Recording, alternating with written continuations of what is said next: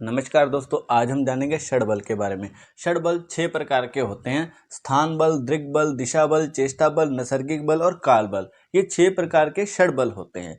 हम इन 6 चीज़ों को देखकर ही पता लगा सकते हैं कि अपनी कुंडली में ग्रह कितना मजबूत है। ठीक है, ज़्यादातर क्या होता है, लोग स्थान बल और दृक् बल को ही महत्व देते हैं। वो देखते हैं ग्रह उच्च का है नहीं, त्रिकोण में बैठा है नहीं, सब ग्रह है या नहीं, उसको देखकर ही प्रेडिक्शन लगभग कर दिया जाता है। लगभग ठीक भी है लेकिन पूरा ठीक नहीं है। अगर मान लो किसी को स्थान बल प्राप्त हो गया तो उसको लगभग वो ग्रह 44% मजबूत मान लिया जाता है। ठीक है, और दृष्टि बल को 5% मिला है, तो ये सब मिलाकर के लगभग 50% के लगभग 49-50% के लगभग हो गया। तो ज़्यादातर ज्योतिषी इन दोनों को ही महत्व देते हैं और इन्हीं के आधार पर प्रेडिक्शन कर दिया जाता है। तो ये बिल्कुल नहीं करना चाहिए। इनकी भी बहुत महत्वता है, दिशा बल, चेष्टा बल, नैसर्गिक बल और काल बल की। अगर इन सब में ही वो ग्रह मजबूत होगा तभी उसे अच्छा मजबूत ग्रह माना जाएगा। तो स्थान बल में क्या आता है, स्थान बल देखने के लिए हमें देखना होगा कि ग्रह उच्च का है या नहीं, मूल त्रिकोणीय राशि का है या नहीं, सब ग्रह बैठा है या नहीं, मित्र राशि में है या नहीं, अति मित्र राशि में बैठा है या नहीं, डिग्री अच्छी है या नहीं, केंद्र भाव में बैठा है या नहीं, त्रिकोण में है या नहीं, योगा कारक कारक है या नहीं, और वर्ग कुंडली के अंदर भी वो उच्च का या मूल त्रिकोणीय सब ग्रह, ये सब चीजें वो है या नहीं। ये सब चीजें देख कर ही पता लगता है कि वो स्थान बल में कितना बली है। अकेला वो ग्रह उच्च का है तो ऐसा नहीं है 44% वो ग्रह मजबूत हो जाएगा। अकेला उच्च का होने से कुछ नहीं होगा, आगे भी देखना पड़ेगा वो मूल त्रिकोणी है या नहीं, ठीक है, सब ग्रही है या नहीं, और मित्र राशि में है या नहीं, योग कारक वो ग्रह मन रहा है या नहीं, केंद्र में बैठा है, त्रिकोण में, सारी चीजें देख कर ही पता लगता है कि वो स्थान बल में मजबूत है। ठीक है, तभी उसको 44% अंक मिलते हैं। तो ये हो गया स्थान बल। उसके बाद आ गया दृक् बल। दृक् बल का मतलब दृष्टि बल। अगर किसी ग्रह के ऊपर उच्च ग्रह की दृष्टि पड़ रही है, योग कारक ग्रह की दृष्टि पड़ रही है, कारक ग्रह की दृष्टि पड़ रही है, मित्र ग्रह की दृष्टि पड़ रही है, तो ऐसे को एक दृक् बल मिल जाता है, एक अतिरिक्त बल मिल जाता है, उसी को हम दृष्टि बल कहते हैं। अगर दृष्टि बल किसी को प्राप्त हो गया तो 5% वो ग्रह और बली हो जाता है। ये हो गया। अब चलते हैं दिशा बल की ओर। दिशा बल को समझने के लिए आपको इस चार्ट पर आना होगा। जो पहला भाव है उसको पूर्व दिशा कहा गया है, पहले भाव को, लग्न भाव को पूर्व कहा गया। उससे बिल्कुल विपरीत पश्चिम आता है। अगर पूर्व से हम लेफ्ट हैंड को देखेंगे तो उत्तर आएगा और राइट हैंड को देखेंगे तो दक्षिण आएगा। यानी पूर्व या पहले भाव हो गया और पश्चिम 7वां भाव हो गया, उत्तर 4था भाव हो गया और दक्षिण 10वां भाव हो गया। ठीक है, अब यहाँ पर नीचे टाइमिंग भी लिखी है। जब सूर्य लग्न में होता है तो 6 से 8 का टाइम होता है। ठीक है, अगर दूसरे भाव में होता है तो 8 से 10 होते हैं, और तीसरे भाव में 10 से 12 होते हैं। अगर चौथे भाव में सूर्य आ जाता है तो 12 से 2 बज जाते हैं। यानी 24 घंटे का पूरा दिन होता है। ठीक है, और 12 भाव होते हैं, हर एक भाव को 2-2 घंटे प्राप्त है। ये समझ गए। तो पहले भाव को कौन सा टाइम मिला है, 6 से 8 का। तो आप देखो 6 से 8 का टाइम सुबह सुबह का टाइम होता है। ठीक है, सुबह सुबह का टाइम किस चीज का होता है, अध्यात्म का, मेडिटेशन का, योगा का, पढ़ाई का, भगवान का नाम लेने का, ये टाइम होता है। तो गुरु और बुध, विद्या और बुद्धि का कारक है। विद्या बुद्धि का टाइम सुबह का सबसे बेस्ट माना गया है। तो यहाँ पर अगर पहले भाव में गुरु और बुध आ जाए तो वो स्ट्रॉन्ग माने जाते हैं, उसे दिशा बल प्राप्त हो जाता है।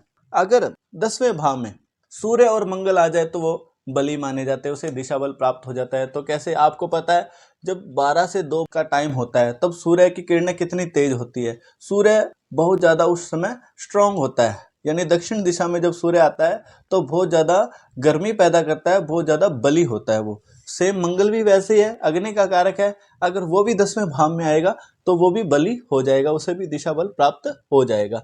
तो ये हो गया। उसके बाद आ गया पश्चिम में शनि ग्रह।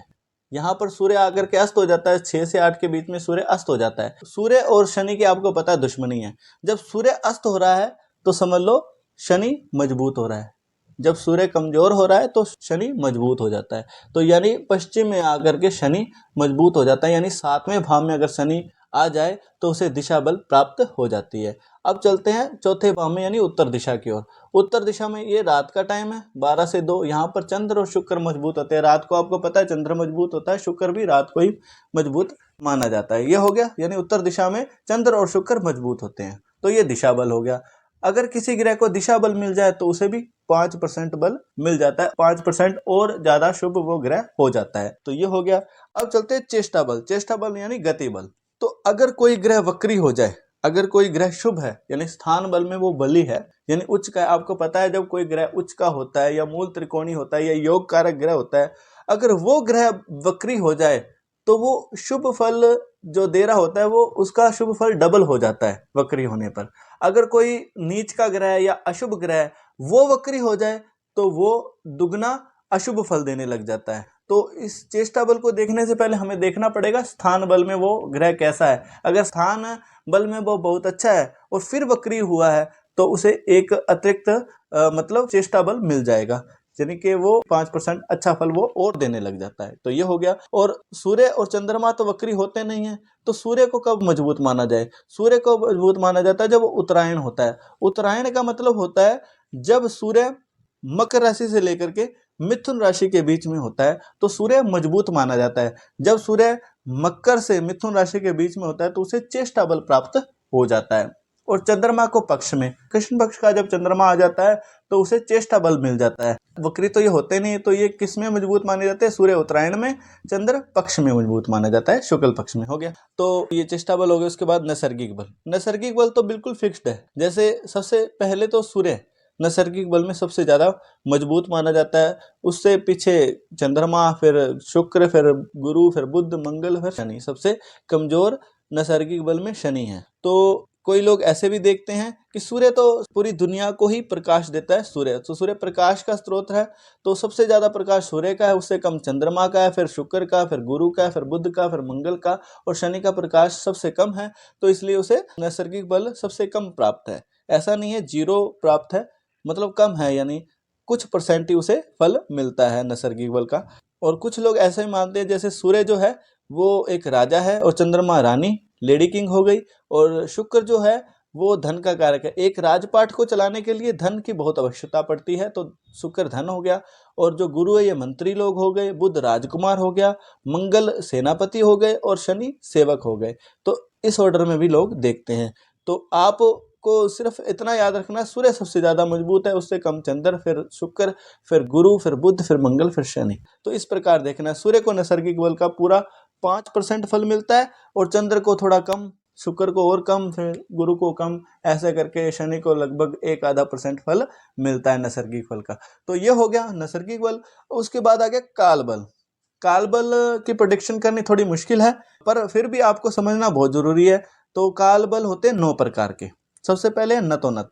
नतोनत में बिल्कुल सिंपल है, हमें यह देखना है दिन और रात को देखना है। किसी जातक का जन्म दिन में हुआ है तो उसका सूर्य और शुक्र और गुरु को नतोनत बल मिल जाता है, यानी उस जातक का सूर्य, शुक्र और गुरु ग्रह मजबूत माना जाएगा नतोनत बल में। अगर रात्रि में जन्म हुआ है तो चंद्र, मंगल, शनि ये नतोनत बल में मजबूत माने जाएंगे। यानी ये 9 तरह के है, सबको 4-4 अंक मिले हैं लगभग, तो इसको ही मिलाकर के लगभग 36% बनता है। ठीक है, ये हो गया। तो अब नतोनत बल किसी को प्राप्त हो गया। उसके बाद देखते हैं त्रिभाग। त्रिभाग का ये है, दिन के और रात के 3-3 हिस्से किए जाते हैं। जैसे जब सूर्य उदय होता है, सूर्य मान लो 6 बजे उदय होता है लगभग, तो 6 से लेकर के 10 बजे तक, यानी 4-4 घंटे का, दिन में भी 4-4 घंटे डिवाइड करने, रात में भी 4-4 घंटे डिवाइड करने, लगभग इतना ही होते हैं। तो 6 से लेकर के 10 बजे तक बुध ग्रह मजबूत माना जाता है, 10 से लेकर के 2 बजे तक सूर्य ग्रह मजबूत माना जाता है, 2 से लेकर के 6 बजे तक शनि ग्रह मजबूत माना जाता है। उसके बाद रात्रि हो जाती है, तो रात्रि में फिर उसके बाद 6 से लेकर के 10 बजे तक चंद्रमा मजबूत माना जाता है रात्रि को, और रात को 10 से लेकर के 2 बजे तक शुक्र मजबूत माना जाता है, और 2 से लेकर के 6 बजे तक मंगल मजबूत माना जाता है। बचा गुरु ग्रह। गुरु ग्रह दिन को भी शुभ माना जाता है और रात्रि को भी शुभ माना जाता है, यानी गुरु ग्रह को त्रिभाग बल तो मिलता ही मिलता है। उसके बाद आ गया युद्ध बल। युद्ध बल में क्या होता है, जब कोई ग्रह किसी ग्रह के बिल्कुल नजदीक आ जाता है तो बिल्कुल नजदीक आने पर उनकी डिग्री देखी जाती है, जिस ग्रह की ज्यादा डिग्री होती है उसी को ही मजबूत मान लिया जाता है। तो उसके बाद आता है आयन बल। आयन बल का क्या होता है, सूर्य को देखा जाता है, सूर्य उत्तरायण में है या दक्षिणायन में है, तो ये देखा जाता है। जब सूर्य मकर से मिथुन राशि तक होता है तो वो उत्तरायण होता है, और कर्क से धनु राशि तक होता है तो दक्षिणायन में होता है। ठीक है, तो अगर सूर्य जो उत्तरायण में है तो जो सौम्य ग्रह है वो मजबूत माने जाते हैं। अगर दक्षिण में है तो क्रूर ग्रह जो होते हैं वो मजबूत माने जाते हैं। सौम्य ग्रह में आपको पता है चंद्र आ गया, बुध आ गया, गुरु आ गया, शुक्र आ गया, और बाकी जो क्रूर ग्रह है उसमें सूर्य आ जाता है, शनि आ जाता है, मंगल आ जाता है। तो ये उस तरह से देखा जाता है। अब ये हो गया। अब जाते हैं वर्ष पर। वर्ष का मतलब ये होता है, देखा जाता है कि वर्ष का राजा कौन सा है। जैसे मान लो 2080 संवत चल रहा है, 2080 संवत में बुध ग्रह राजा है। अगर किसी जातक का जन्म 2080 संवत में हुआ है तो यानी 22 मार्च 2023 के बाद जो जन्म हुआ है तो उस जातक का बुध ग्रह बली माना जाएगा काल बल के अंदर। और मास यानी मास भी वैसे है, महीना यानी इसमें जनवरी फरवरी नहीं लेना, इसमें चैत्र वाला मास लेना है। चैत्र मास का अगर पहला दिन देखा जाता है वह कौन सा दिन है, तो मान लो चैत्र मास का पहली तिथि बुधवार की थी तो उसका बुध ग्रह मास बली माना जाएगा। उसके बाद आएगा पक्ष। पक्ष का देखा जाएगा शुक्ल पक्ष है या कृष्ण पक्ष है। शुक्ल पक्ष में होते हैं तो सौम्य ग्रह मजबूत माने जाते हैं, और कृष्ण पक्ष में होते हैं तो क्रूर ग्रह मजबूत माने जाते हैं। क्रूर ग्रह में सूर्य, शनि और मंगल आते हैं, और जो सौम्य ग्रह होते हैं उसमें आते हैं चंद्र, बुध, गुरु और शुक्र। तो ये हो गया। उसके बाद आता है वार का। सिंपल है, किस वार में आपका जन्म हुआ है। गुरुवार में जन्म होता है, गुरु ग्रह मजबूत माना जाएगा वार के अंदर, वार बल के अंदर। और उसके बाद आता है होरा। होरा भी ऐसे होता है, जैसे मान लो सोमवार है, सोमवार में जब सूर्य उदय होता है तो जैसे 6 बजे उदय हुआ तो 6 से लेकर के 7 बजे के लगभग चंद्र की होरा होगी सोमवार को, और दूसरी होरा उसके अंतिम ग्रह जैसे शनि ग्रह की होगी। इस तरह से होरा भी देखी जाती है। जिस होरा में व्यक्ति का जन्म हुआ है, जिस ग्रह की होरा में व्यक्ति का जन्म हुआ है उस ग्रह का होरा बल मजबूत उसका मान लिया जाता है। ज्यादातर काल बल में लोग क्या देखते हैं भाई, दिन में अगर किसी का जन्म हुआ है तो सूर्य, शुक्र और गुरु मजबूत है, रात्रि में हुआ है तो चंद्र, मंगल और शनि मजबूत है। बुध ग्रह दिन में भी मजबूत, रात्रि में भी मजबूत माना जाता है। देखो ये तो हो गया कैलकुलेशन की बात। इसी के अंदर भी बहुत ज्यादा कैलकुलेशन करनी पड़ती है। जैसे स्थान बल का ऐसा नहीं है, इसके अंदर भी बहुत सी चीजें हैं, 5 चीजें और है जो देखनी पड़ती है। यानी सारी चीजें अंदर इसकी और कैलकुलेशन करनी पड़ती है, इतना ही कैलकुलेशन से नहीं चलता। तो ये थोड़ा मुश्किल है। हम आगे कोशिश करेंगे स्थान बल के ऊपर पूरी वीडियो लेके आएँ, दृक् बल के ऊपर भी, दिशा बल के ऊपर भी अलग से एक वीडियो बनाएं, पूरी कोशिश करेंगे। लेकिन आप अगर इस फंडे में नहीं फंसना चाहते, देखो आजकल डिजिटल ज़माना है, आजकल मोबाइल एप्लीकेशन बड़ी चल रही है, उसको डाउनलोड करके उसके अंदर सीधा ही षडबल निकल आता है। तो अब आपको बताते हैं षडबल मोबाइल एप्लीकेशन से कैसे देखा जाता है, वो आज देखते हैं। तो चलते हैं स्क्रीन की ओर। सबसे पहले आपको प्ले स्टोर में जाना है, उसके बाद में आपको एस्ट्रोसेस नाम की कुंडली वाली एप्लीकेशन डाउनलोड कर लेनी है। उसके बाद आपको ओपन करना है। ओपन करने के बाद आपको कुछ इस प्रकार से इंटरफेस दिखाई देगा। उसके बाद आपको कुंडली में जाना है। कुंडली में जाने के बाद आपको यहाँ पर अपना नाम एंटर करना है, अपना डेट ऑफ बर्थ एंटर करना है, अपना टाइम ऑफ बर्थ एंटर करना है और अपना प्लेस ऑफ बर्थ एंटर करना है। उसके बाद कुंडली दिखाएं यहाँ पर क्लिक कर देना है। जब आप कुंडली दिखाएं पर क्लिक करेंगे तो आपके सामने अपनी लगन कुंडली खुल जाएगी। उसके बाद आप स्क्रॉल करते हुए नवमाश में, चंद्र में और चलित कुंडली और ग्रह स्थिति सब, चलित तालिका, जन्म विवरण, पंचांग, अष्टक वर्ग, कारकांश, सवांश, गोचर को स्क्रॉल करते हुए षडबल तक पहुंच जाएंगे। ठीक है, यहाँ पर आकर आपको रुक जाना है।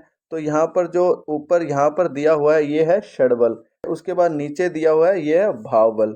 तो आपको भाव बल नहीं देखना, षड बल देखना है। तो षड बल से पता लगता है ग्रह कौन सा आपकी कुंडली में सबसे ज्यादा मजबूत है। जिस ग्रह के आगे 1 लिखा होता है वो ग्रह सबसे ज्यादा मजबूत होता है। यहाँ पर सूर्य के आगे 1 लिखा है तो सूर्य ग्रह इस कुंडली में सबसे ज्यादा मजबूत है। आप भी देख सकते हो अपनी कुंडली में जहां पर 1 लिखा है उसका मतलब वो ग्रह सबसे ज्यादा मजबूत है। 1 का मतलब ऐसा नहीं है कि उसे 1 अंक मिला, 1 का मतलब ये है वो 1 नंबर का ग्रह है। ये 7 ग्रह होते हैं, 7 ग्रह में से पहले नंबर का ग्रह कौन सा है जिसको 7 अंक मिलते हैं वो सबसे कमजोर ग्रह माना जाता है। 7 अंक किसको मिले? बुध को मिले हैं 7 अंक। तो बुध सबसे ज्यादा कमजोर है और सूर्य सबसे ज्यादा मजबूत है। तो बलशाली ग्रह कौन सा हो गया? सूर्य ग्रह होगा।